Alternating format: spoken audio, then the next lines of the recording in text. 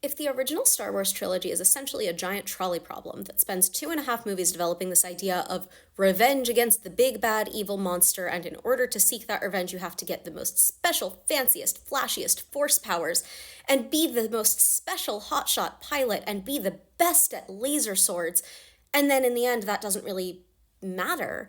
Because the point isn't vengeance, the point is empathy and compassion and faith that even the most evil, fascist, mass murdering dictator, Vader has become, still has some good in him because of love for his family. Because again, this is a trolley problem.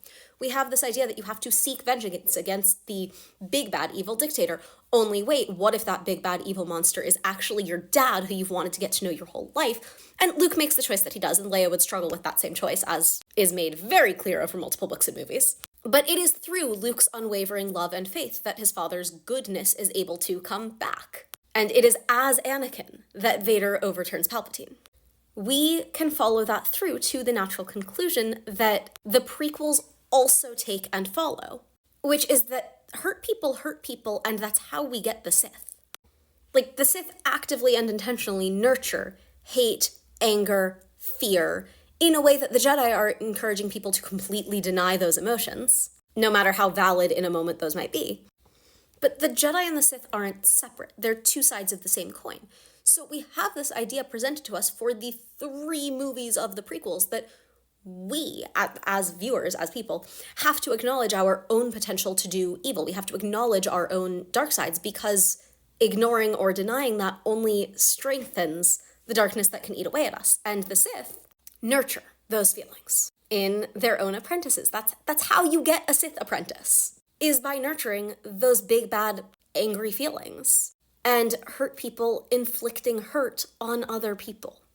Like, we don't know exactly Sidious's backstory, but we can intuit from his telling of the story of Plagueis that Plagueis's hurt and anger essentially infected Palpatine, who went looking for a new target, first Maul, then Dooku, and finally Anakin.